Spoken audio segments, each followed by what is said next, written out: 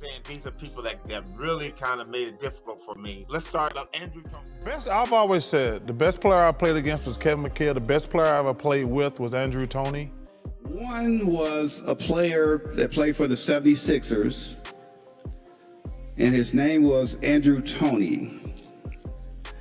And Andrew Toney was difficult to... Most NBA fans don't know who Andrew Toney is, but the players who had to guard him, Larry Bird, Danny Ainge, Sidney Moncrief, speak of him with something approaching trauma. Bird called him the toughest guard he ever faced in a career spanning decades. Ainge said he feared Toney more than Michael Jordan, even during Jordan's rise to dominance. Moncrief, a two-time Defensive Player of the Year and one of the greatest perimeter defenders in basketball history, said Toney was harder to guard than MJ. These are Hall of Famers speaking about a player whose career was cut short by injury and organizational failure. This is the story of a player who fundamentally changed how defense was played, then disappeared. In the early 1980s, the Eastern Conference was defined by a blood feud between the Philadelphia 76ers and Boston Celtics, a rivalry that transcended sports and became something closer to tribal warfare. The Celtics had Larry Bird and a system of basketball perfection designed by Red Auerbach. The 76ers had Julius Erving and Moses Malone, two of the most physically dominant players the league had ever seen. And they had Andrew Toney, drafted 20th overall in 1980 out of southwestern Louisiana, a player nobody predicted would become a nightmare for championship teams. Nobody saw it coming. Nobody was prepared. In his rookie season, Toney walked into the Boston Garden and scored 35 points. In the 1981 Eastern Conference Finals, a 22-year-old Toney scored 134 points, still the rookie record for a conference final. The Celtics won that series, but Toney had announced himself. By 1982, he was a perennial all-star candidate. The defining moment came in the 1982 Eastern Conference Finals, a series that cemented his reputation and gave him a name that would follow him forever, the Boston Strangler. The 1982 Eastern Conference Finals is the primary document for understanding what made Andrew Toney special. The Celtics were the defending champions. They had home court advantage. They had a system that was considered nearly perfect, and for 3 games, Andrew Toney systematically dismantled it. Game 1 at Boston, Toney scores 26 and the Sixers steal home court. Game 2 at Boston, Toney scores 30. Back-to-back dominance in the Garden. The Boston fans didn't know what they were seeing. A young guard was coming into their building and treating it like his personal playground. The Celtics were considered one of the most defensively sophisticated teams ever assembled, yet they seemed helpless to stop him. They couldn't trap him without leaving shooters open. They couldn't play him tight without him blowing by them. They couldn't back off without him shooting over them. He was operating in a space where traditional defense didn't work. The Garden, that hostile fortress where visiting teams historically crumbled, had become Toney's personal kingdom. Game 4 in Philadelphia, Toney scores 39 points, a career playoff high at that time. The Sixers take us outward control. The Sixers had a 3-1 lead. They were 1 win away from the finals, but the Celtics, fighting for their lives at home, won Game 5 in Boston. Then the Sixers somehow lost Game 6 in Philadelphia. That meant Game 7 was back in Boston, in the Boston Garden, where visiting teams historically crumbled under pressure and ghosts and heat. The Celtics had won the previous year's Game 7 by 1 point. The narrative seemed written. Another Celtics championship run. Andrew Toney refused to read the script. He played 42 minutes, he scored 34 points, and the way he scored them was almost supernatural. He hit mid-range pull-ups, he hit transition layups, he hit free throws. He didn't just score, he demoralized. By the end of the game, according to reports, the Boston fans realized their team was defeated and started chanting, "Beat LA" to the Sixers. It was a stunning abdication of will, a champion crowd surrendering to a young player who was playing better basketball than anyone else on the floor. That series, Toney averaged 26.4 points per game. The nickname the Boston Strangler entered the lexicon. It was a reference, of course, to the notorious serial killer, a brutal comparison, but in the context of sports, it meant something specific. Toney had repeatedly, systematically attacked Boston's championship hopes and suffocated them. The nickname stuck because it captured something true about the way Toney played. He was relentless, he was silent, he was patient, and when he struck, the outcome was inevitable. The Celtics made a panic move after that series. They traded for Dennis Johnson, a Hall of Fame defensive guard. Why? Because they had no answer for Andrew Toney. They altered the architecture of their dynasty just to survive him. But what exactly was Toney doing on the court that made him so difficult to defend? This is where the testimony of Sidney Moncrief becomes essential. Moncrief was a 2-time Defensive Player of the Year. He was considered one of the greatest perimeter defenders in history. He studied defense like a science, and his assessment of Toney is chilling. Andrew Toney was tougher to guard than Michael Jordan, Moncrief said. When asked why, his answer reveals something fundamental about how defense works. "You kind of knew what Jordan was going to do," he explained. "Andrew Toney, you really didn't." This is the core of Toney's genius. Defense relies on pattern recognition. Defenders study study film obsessively, searching for tells and tendencies. Does this player prefer driving right? Do they favor the baseline? Do they hesitate before shooting? Once a tendency is identified, defenders can cheat, positioning their body to cut off the preferred option before it happens, beating the offensive player to the spot.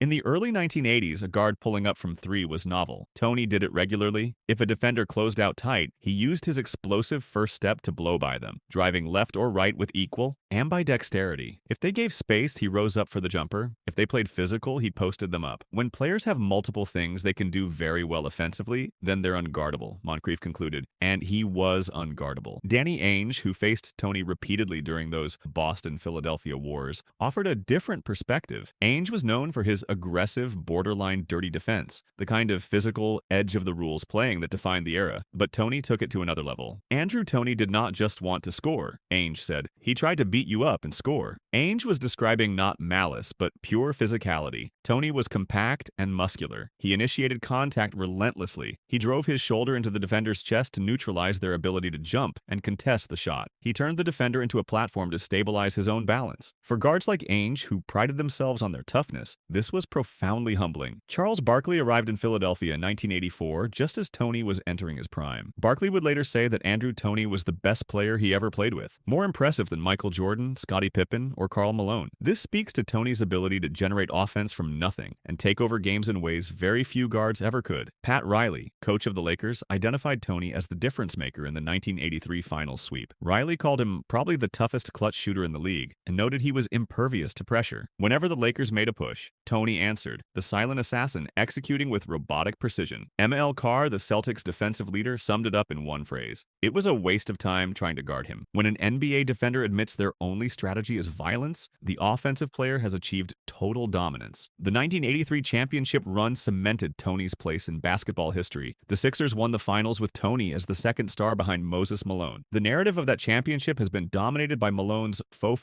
prediction and his dominance in the paint. But those who watched that finals saw Toney doing things that shouldn't have been possible. He was efficient, he was clutch, and he was unguardable. By 1984 and 1985, Toney was a perennial all-star. He averaged 20.4 points in 1984-85, one of his best seasons. The Sixers were positioned to transition from the Irving Malone dynasty to a new era. The franchise had a young, hungry Charles Barkley paired with Andrew Toney, arguably the most unstoppable perimeter scoring duo in the league. Add in a healthy Moses Malone or a young #1 overall pick, and the 76ers were potentially positioned to be the primary obstacle to the Chicago Bulls' rise to dominance in the late 1980s and early 1990s. But then everything changed. Following the 1984-85 season, Toney began experiencing severe pain in his feet. He was 27 years old. He was entering his absolute prime. He had just averaged 20.4 points and was an all-star. The pain was unbearable. He could barely walk. The 76ers medical staff, lacking MRI technology, found no break on standard x-rays and told ownership Toney was fine. They couldn't detect the stress fractures developing in his navicular bones, bones that are critical for weight bearing, have poor blood supply, and are notoriously difficult to detect. Harold Katz, the owner of the 76ers and founder of Nutrisystem, was a man who viewed players as assets on a spreadsheet. When doctors told him Toney was fine, but Toney refused to play due to pain, Katz concluded that Toney was malingering, faking an injury to collect a paycheck. This was a catastrophic misreading of the situation. Toney was not soft. Toney was not difficult. Toney had a serious injury that the organization's medical infrastructure was incapable of detecting. The relationship became toxic. Katz publicly questioned Toney's integrity. He pressured the coaching staff to force Toney back onto the court. The media picked up the narrative. Toney began to be painted as soft or difficult, a narrative that deeply wounded the proud star. He was being accused of cowardice by an owner who didn't understand medicine and a media that didn't understand the severity of his injury. The conflict culminated in one of the most infamous moments in sports organizational